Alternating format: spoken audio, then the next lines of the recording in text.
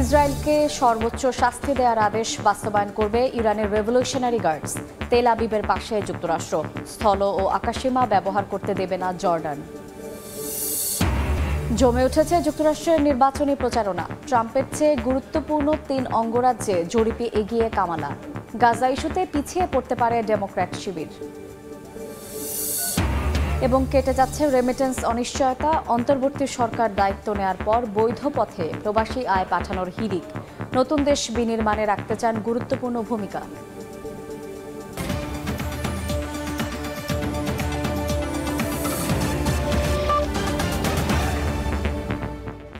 আন্তর্জাতিক সময়ের সঙ্গে আছি আমি শায়লা রহমান ইমা। হামাস প্রধান ইসমাইল হানিয়া হত্যার জেরে ক্রমেই উত্তপ্ত হয়ে উঠছে মধ্যপ্রাচ্য। ইসরায়েলে হামলা চালাতে ইরানের সর্বোচ্চ ধর্মীয় নেতার আদেশ বাস্তবায়ন করবে বলে ঘোষণা দিয়েছে রেভলিউশনারি গার্ডস বাহিনী। তেহরানের যে কোনো হামলা প্রতিহতে তেল আবিবকে সর্বোচ্চ সহায়তা করবে বলে আবারও জানিয়েছে যুক্তরাষ্ট্র। এদিকে ইরান ইসরায়েল লড়াই বাঁধলে দুপক্ষের কাউকেই নিজেদের স্থল ও আকাশসীমা ব্যবহারের অনুমতি দেবে না বলে সাফ জানিয়েছে জর্ডান। হত্যাকাণ্ডের দায় শুরু থেকে ইসরায়েলকে দিচ্ছে তেহরান। এমনকি ভূখণ্ডটিতে সরাসরি হামলার নির্দেশও দেন দেশটির সর্বোচ্চ ধর্মীয় নেতা আয়াতুল্লাহ আলী খামেনি। ইসরায়েলে হামলা চালাতে এবার খামেনির আদেশ বাস্তবায়ন করবে বলে ঘোষণা দিয়েছে রেভলিউশনারি গার্ডস বাহিনী। এদিকে ইরানের এমন সরাসরি হুমকিকে যথেষ্ট গুরুত্ব দিচ্ছে যুক্তরাষ্ট্র। মার্কিন গণমাধ্যম বলছে তেহরানের যে কোনো হামলা প্রতিহতে তেল আবিবকে সর্বোচ্চ সহায়তা করবে বাইডেন প্রশাসন। প্রয়োজনে মধ্যপ্রাচ্যে মোতায়েন করা যে কোনো মার্কিন সামরিক ঘাঁটি থেকে ইসরায়েলকে সহায়তা দেওয়া হবে বলেও জানানো হয়েছে। ইসরায়েল ইরান মুখোমুখি অবস্থান নেয় নিজেদের নিরাপত্তা নিয়ে শঙ্কিত মধ্যপ্রাচ্যের বিভিন্ন দেশ। জর্ডান জানিয়েছে দুপক্ষের মধ্যে কোনো সংঘাত বেঁধে গেলে নিজেদের স্থল ও আকাশসীমা ব্যবহারের অনুমতি দেবে না আম্মান। ফারহাদ চৌধুরী, সময় সংবাদ। ডেমোক্র্যাট ও রিপাবলিকানদের কথার লড়াইয়ে উত্তপ্ত যুক্তরাষ্ট্রের নির্বাচনী প্রচারণার মাঠ। এবার গাজায় যুদ্ধ বন্ধের চুক্তিকে প্রচারণার হাতিয়ারে পরিণত করলেন যুক্তরাষ্ট্রের ভাইস প্রেসিডেন্ট কামালা হ্যারিস। তিনি বলেন, যুদ্ধবিরতির লক্ষ্যে ফিলিস্তিনিদের এই প্রতিবাদকে সম্মান করেন তিনি। এদিকে ট্রাম্পের অভিযোগ, বাইডেনের মানসিক অবস্থার ফায়দা নিয়ে দেশকে ধ্বংসের মুখে ঠেলে দেন কামালা। যুক্তরাষ্ট্রের প্রেসিডেন্ট নির্বাচনের সময় ঘনিয়ে আসার সঙ্গে সঙ্গে বাড়ছে প্রচারণা। এক অঙ্গরাজ্য থেকে আরেক অঙ্গরাজ্য চষে বেড়াচ্ছেন প্রার্থীরা। নানা ধরনের প্রতিশ্রুতি দিয়ে মার্কিনদের ভোট নিশ্চিতের আপ্রাণ চেষ্টা চালাচ্ছে ডেমোক্রেটরা। অন্যদিকে কামালা হ্যারিসের বিরুদ্ধে অভিযোগের পাহাড় নিয়ে মাঠে নেমেছে সাবেক মার্কিন প্রেসিডেন্ট ডোনাল্ড ট্রাম্প। স্থানীয় সময় শুক্রবার দেশটির অ্যারিজোনা অঙ্গরাজ্যের গ্লেনডেন শহরে নির্বাচনী সমাবেশে অংশ নেন ডেমোক্রেট প্রার্থী কামালা হ্যারিস। এ সময় গাজায় যুদ্ধবিরতির লক্ষ্যে প্রেসিডেন্ট জো বাইডেনের সঙ্গে নিরলসভাবে কাজ করে যাওয়ার কথা জানান তিনি। যুদ্ধবিরতির দাবিতে যুক্তরাষ্ট্র জুড়ে ছড়িয়ে পড়া ফিলিস্তিনি সমর্থকদের আন্দোলনকে সম্মান জানান Kamala. Now is the time to get a ceasefire deal and get the hostage deal done. Now is the time. And the president and I are working around the clock every day to get that ceasefire deal done and bring the hostages home. এদিকে নির্বাচন সামনে রেখে সংবাদ মাধ্যমে ব্যাপক মনোযোগ আকর্ষণ করতে সক্ষম হয়েছেন কামালা হ্যারিস ও তার রানিং মেট টিম ওয়ালস। তাদের প্রচার তহবিলে জমা হচ্ছে লাখ লাখ ডলার। একই দিন মন্টানাতে প্রচারণা সমাবেশে অংশ নেন রিপাবলিকান নেতা ডোনাল্ড ট্রাম্প। অভিযোগ করে বলেন, কয়েক বছর ধরে বাইডেনের মানসিক অবস্থার ফায়দা নিচ্ছেন কামালা। মার্কিনদের ওপর চাপিয়ে দিচ্ছেন তার সামাজিক এজেন্ডা। ধ্বংসের মুখে যুক্তরাষ্ট্র। Joe Biden was exposed during the debate. Likewise, Kamala will be exposed during the debate. She will be exposed during the debate or debates. But so far she's refusing to debate. শুধু তাই নয়, প্রার্থিতা ঘোষণার পর Kamala Harris আনুষ্ঠানিক কোনো সংবাদ সম্মেলন না করায় সমালোচনা করেন ট্রাম্প। এ সময় কামালা হ্যারিসের রাষ্ট্র পরিচালনার যোগ্যতা নিয়েও প্রশ্ন তোলেন তিনি। মৌসুমী সাথী, সময় সংবাদ। আসন্ন নির্বাচনে রিপাবলিকান প্রার্থী ডোনাল্ড ট্রাম্পের থেকে 3টি গুরুত্বপূর্ণ অঙ্গরাজ্যে এগিয়ে আছেন ডেমোক্র্যাট প্রার্থী কামালা হ্যারিস। সম্প্রতি নিউ ইয়র্ক টাইমসের একটি জরিপে এমনটাই উঠে এসেছে। জরিপের ফলাফলে জানানো হয়, মিশিগান, পেনসিলভেনিয়া এবং উইসকনসিন অঙ্গরাজ্যে কামালা হ্যারিস 50% ভোটারের সমর্থন পেয়েছেন, যেখানে ট্রাম্পের সমর্থনকারী 46%। আসন্ন প্রেসিডেন্ট নির্বাচন নিয়ে ব্যাপক উত্তেজনা বিরাজ করছে যুক্তরাষ্ট্র জুড়ে। নির্বাচনী প্রচারণায় নেমে একে অন্যকে হারাতে মরিয়া প্রার্থীরা। এরই মধ্যে একটি জরিপ প্রকাশ করেছে যুক্তরাষ্ট্র ভিত্তিক সংবাদ মাধ্যম নিউ ইয়র্ক টাইমস। এতে বলা হয় 3টি গুরুত্বপূর্ণ অঙ্গরাজ্যে রিপাবলিকান প্রার্থী ডোনাল্ড ট্রাম্পের চেয়ে এগিয়ে আছেন ডেমোক্র্যাট প্রার্থী কামালা হ্যারিস। জরিপে উল্লেখ করা হয় মিশিগান, পেনসিলভ্যানিয়া ও উইসকনসিন অঙ্গরাজ্যে কামালা 50% ভোটারের সমর্থন পেয়েছেন, যেখানে ট্রাম্পের সমর্থনকারী মাত্র 46%। মূলত প্রেসিডেন্ট প্রার্থী হিসেবে নির্বাচনী প্রচারণায় নামার পর থেকেই বেড়ে চলেছে কামালা হ্যারিসের জনপ্রিয়তা। বিশেষ করে ডেমোক্রেটিক পার্টির তরুণ ভোটারদের সমর্থন বেশি পাচ্ছেন। শুধু ভোটাররাই নয়, কামালার সমর্থনে আছেন ডেমোক্রেটিক পার্টির বড় বড় অনুদানকারী সহ অনেক আইন প্রণেতা।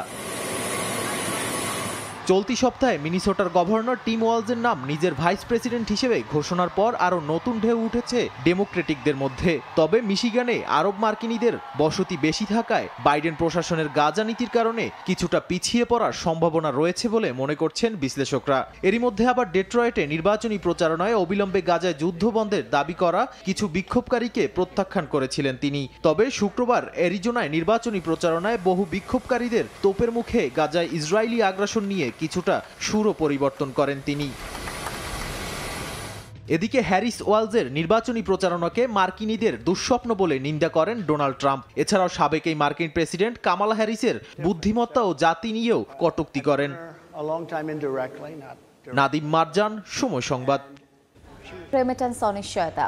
কদিন আগেও যারা বৈধ পথে দেশে টাকা পাঠাতে অস্বীকৃতি জানিয়েছিলেন, অন্তর্বর্তী সরকার দায়িত্ব নেওয়ার পর তারাই এখন হুমড়ি খেয়ে রেমিটেন্স পাঠাচ্ছেন।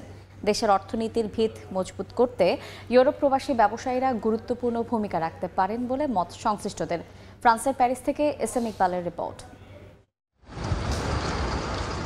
গার্ড দ্য নর্থ ইউরোপের বিজনেস সেন্টার। প্রতিদিন প্রায় 7 লাখ মানুষের চাপ সামলানো এই অঞ্চলে আছে ছোট্ট এক বাংলাদেশ, যেখানে প্রতিটা দিন শুরু হয় অনেকটা কর্মব্যস্ত ঢাকার মতোই। প্যারিসে বসবাসরত অধিকাংশ বাঙালির রুটি রুজির এই কেন্দ্রে যেমন আছেন খেটে খাওয়া বাঙালি, ঠিক তেমনি আছেন ক্ষুদ্র ও মাঝারি ব্যবসায়ী। হাজার মাইল দূরে হলেও দেশের অর্থনীতির সঙ্গে আছে যাদের নিবিড় সম্পর্ক। তৈরি পোশাক শিল্পের পর বাংলাদেশের অর্থনীতিতে গুরুত্বপূর্ণ অবদান রাখে প্রবাসী আয়। তবে রাজনৈতিক অস্থিরতার জন্য সম্প্রতি দেশে টাকা পাঠাতে বেঁকে বসেন তারা। অন্ধকার দূরে ঠেলে নতুন বাংলাদেশের দায়িত্বে ডক্টর মোহাম্মদ ইউনূস। এই নোবেল ম্যানেই ভরসা প্রবাসীদের। গত কয়েকদিন আগে আমরা ওয়াদা করেছিলাম দেশে আর রেমিটেন্স পাঠাবো না। এখন থেকে আমরা সবাই অঙ্গীকারবদ্ধ, আমরা দেশে রেমিটেন্স পাঠাবো। স্বাধীন হয়েছে নতুন করে, সেক্ষেত্রে আমরা আবার দেশের অর্থনীতি চাকা সচল করতে, উন্নয়ন করতে আমরাও অবদান রাখতে চাই। শুধু গার্ড দ্য নর্থ নয়, আলোক ঝলমলে অভিজাত প্যারিসেও আধিপত্য আছে বাংলাদেশি ব্যবসায়ীদের, যাদের অনেকেই সম্পৃক্ত অল ইউরোপ বিজনেস কমিউনিটির সঙ্গেও। নতুন বাংলাদেশ বিনির্মাণে তাদের সঠিক উপায়ে সম্পৃক্ত করতে পারলে দ্রুত ইতিবাচক ফল আসবে বলে মত সংশ্লিষ্টদের। বড় শক্তি হচ্ছে প্রবাসীদের সেভিংস। এইটা কিভাবে বাংলাদেশে নেওয়া যায়, বিভিন্ন ইম্পর্টেন্ট পরিকল্পনার মধ্যে তারা কীভাবে অংশগ্রহণ করতে পারে, তখনই তারা সেই অংশগ্রহণে যাবে যখন তারা এর মধ্যে সম্পৃক্ত থাকবে। তাদের কাছে কেউ জবাবদিহিতা করার জন্য সামনে থাকবে এবং তাদের আস্থার মানুষগুলো বাংলাদেশের প্রশাসনের সঙ্গে একসঙ্গে কাজ করার সুযোগ পাবে। বিশ্বব্যাংকের তথ্য অনুযায়ী রেমিটেন্স পাঠানোয় বাংলাদেশের অবস্থান 7ম, যার বড় অংশ আসে মধ্যপ্রাচ্য, মার্কিন যুক্তরাষ্ট্র এবং যুক্তরাজ্য থেকে। ফ্রান্সেও আছে অপার সম্ভাবনা। উপযুক্ত পরিকল্পনায় এই সুযোগ কাজে লাগানোর আহ্বান ব্যবসায়ীদের। এসএম ইকবাল, সময় সংবাদ, প্যারিস। নোবেল বিজয়ী ডক্টর মোহাম্মদ ইউনূসের নেতৃত্বে গঠিত অন্তর্বর্তীকালীন সরকারকে স্বাগত জানিয়েছে ইতালি প্রবাসী বাংলাদেশিরা। ইতালি থেকে বিস্তারিত জানিয়েছেন হাসান মাহমুদ। শেখ হাসিনার পদত্যাগ ও অন্তর্বর্তীকালীন সরকার নিয়ে উচ্ছ্বসিত ইতালি প্রবাসী বাংলাদেশিরা। প্রবাসীদের এই উচ্ছ্বাসের সঙ্গে কণ্ঠে ঝরল দেশের আইন শৃঙ্খলা পরিস্থিতি নিয়ে উদ্বেগের কথাও।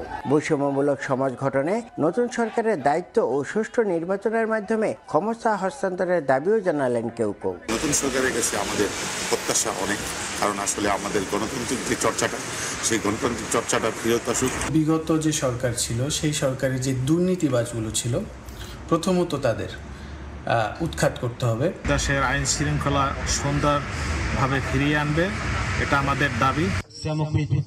বৈষম্য বিরোধী ছাত্র আন্দোলনের এক দফা দাবিতে 5ই আগস্ট ছাত্র জনতার অভ্যুত্থানের মুখে দেশ ছেড়ে ভারতে চলে যান সাবেক প্রধানমন্ত্রী শেখ হাসিনা। ইতালির রোম থেকে হাসান মাহমুদ, সময় সংবাদ। উত্তর কোরিয়ার সর্বোচ্চ নেতা কিম জং উন চীন সীমান্তের কাছে বন্যা কবলিত এলাকা পরিদর্শন করেছেন। গত সপ্তাহে উত্তর কোরিয়ার সিনুইজু শহর এবং উইজু কাউন্টিতে হাজার হাজার বাড়ি বন্যার পানিতে প্লাবিত হয়। জুলাইয়ের শেষের দিকে কিম বন্যা কবলিত এলাকা পরিদর্শন করেন এবং উদ্ধার কার্যক্রম তদারকি করেন। সেখানে সামরিক বাহিনী প্রায় 4200 মানুষ উদ্ধার করে। সাম্প্রতিক ভারী বৃষ্টিপাত ও বন্যায় ক্ষতিগ্রস্তদের সহায়তার পরিকল্পনা নিয়ে আলোচনা করেছেন তিনি। স্থানীয় গণমাধ্যম জানায় কিম প্রায় 15,400 মানুষকে পিয়ংইয়ং শহরে নিয়ে যাওয়ার নির্দেশনা দিয়েছেন, যতদিন না তাদের জন্য নতুন ঘর তৈরি হয়।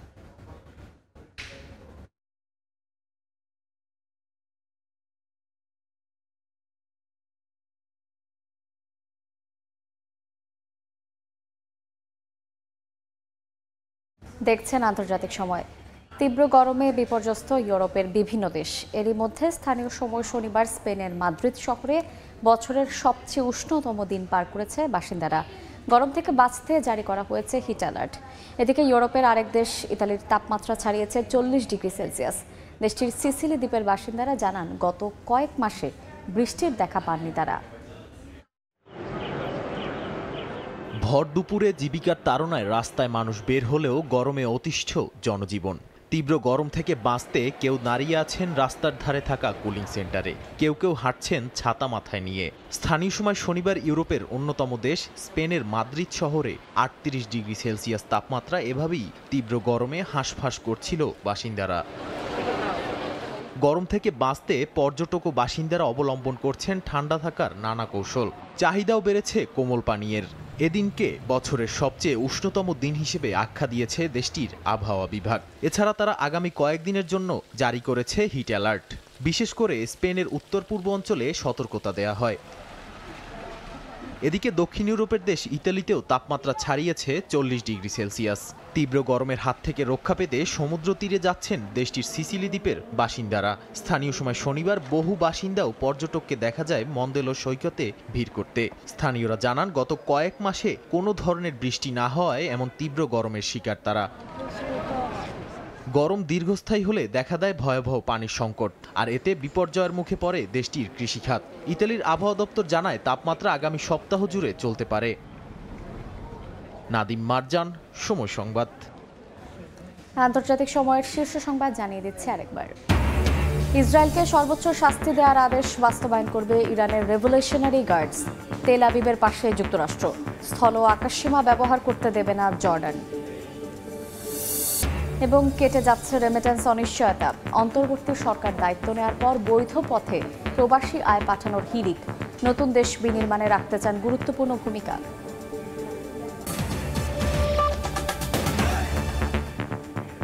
এই ছিল আন্তর্জাতিক সময়। এরপর দেখবেন সময় সংবাদ। সঙ্গেই থাকুন সময়ের।